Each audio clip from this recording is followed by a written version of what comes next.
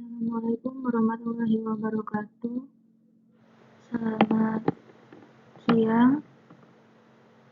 Di sini saya Sari Putriyanti dengan NPM 2206090886 akan mempresentasikan mengenai statistik, yaitu dengan judul uji komparatif kategorik tidak berpasangan menggunakan uji Chi-square.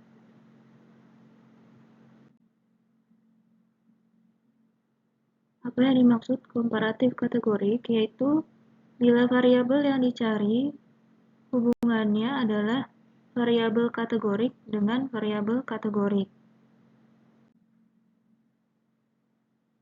Dapat digunakan menggunakan tabel B dikali K. Huruf B merupakan singkatan dari baris dan K dari kolom. Pada baris B umumnya diletakkan variabel independen atau bebas, sedangkan pada kolom K variabel dependen atau terikat. Jenis tabel ditentukan oleh jumlah baris dan kolom. Jika jumlah baris ada 3 dan kolom 3, maka tabel disebut tabel 3x3. Kemudian, pemilihan uji hipotesis. Beberapa catatan penting sebagai berikut. Yang pertama, semua hipotesis untuk kategorik tidak berpasangan menggunakan Chi-square bila memenuhi syarat. Yang kedua, syarat Chi-square adalah sel yang mempunyai nilai expected kurang dari 5, maksimal 20 dari jumlah sel. Yang ketiga, untuk perbandingan proporsi, gunakan Chi-square for proportion, ditulis Chi-square. Terus yang keempat, untuk tren, gunakan Chi-square for trend, linear by linear association. Yang kelima, untuk tabel 2x2, gunakan Chi-square dengan koreksi Yates, yaitu Chi-square with continuity correction.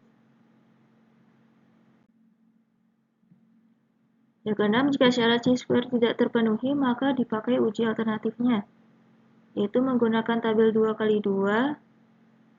Alternatif Chi-square adalah uji Fisher. Lalu untuk tabel 2 dikali K, bila ordinal dan tujuannya membandingkan proporsi, alternatif Chi-square adalah menjadikannya menjadi beberapa tabel. Lalu bila ordinal dan tujuannya membandingkan tren, alternatif uji square adalah Mann-Whitney. Lalu bila ordinal dan sel dapat digabung secara substansi, lakukan penggabungan sel. Lalu jika nominal alternatif Chi-square adalah penggabungan sel, bila tidak dapat digabung secara substansi, buatlah menjadi beberapa tabel 2x2.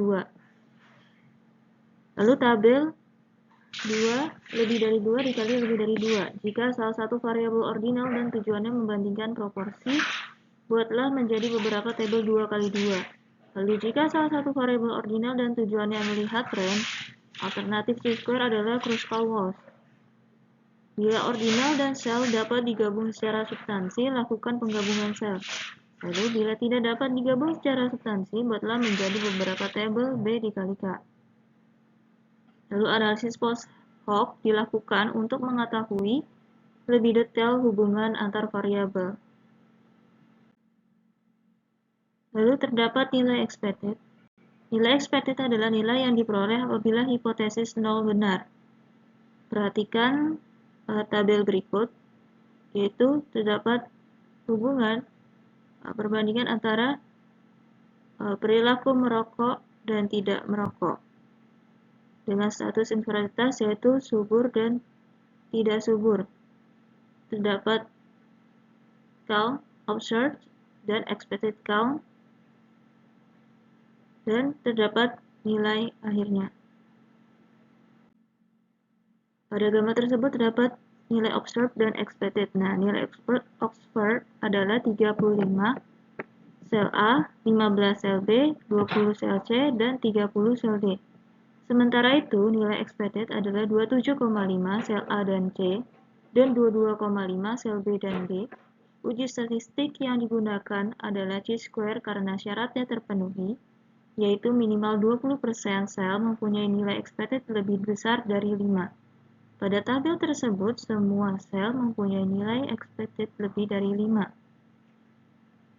Nah, nilai expected suatu sel dihitung dengan mengalikan total baris dan total kolom yang berkaitan dengan sel tersebut, lalu dibagi jumlah subjek. Sebagai contoh, kita hitung untuk sel A. Total baris yang berkaitan dengan sel A adalah 50. Selanjutnya, total kolom yang berkaitan dengan sel A adalah 55. Jumlah subjek 100. Dengan demikian, nilai expected sel A adalah 50 dikali 55 dibagi 100, yaitu 27,5.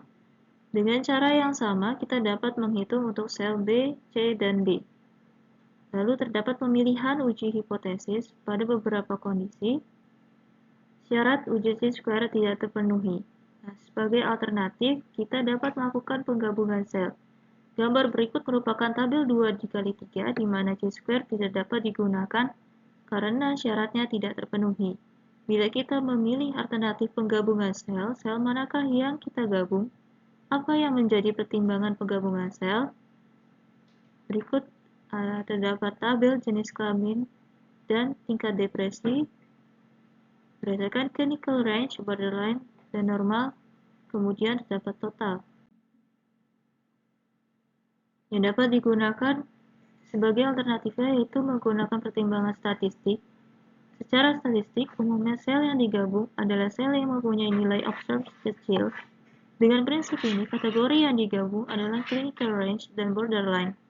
Dengan demikian, sel A digabung dengan sel B dan sel D digabung dengan sel E. Lalu yang kedua, pertimbangan klinis. Secara klinis, penggabungan sel berdasarkan apa yang diinginkan peneliti secara substansi. Jika peneliti hendak membandingkan normal versus tidak normal, maka tabel yang akan diperoleh sama dengan tabel berikut, yaitu variabel,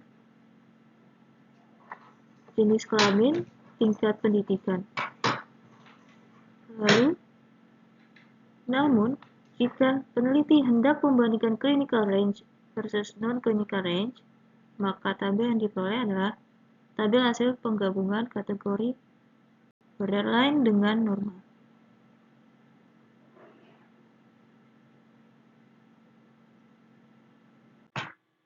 Lalu selanjutnya terdapat contoh kasus, yaitu Anda ingin mengetahui hubungan antara perilaku merokok, yaitu seorang perokok dan bukan perokok, dengan status fertilitas seorang pria, infertil dan fertil.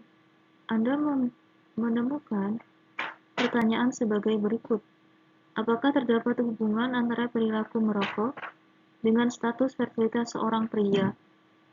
Dengan kesalahan tipe 1 5%, kesalahan tipe 2 20%, proporsi infertil pada bukan perokok diketahui 30%, dan perbedaan proporsi minimal yang dianggap bermakna 30%.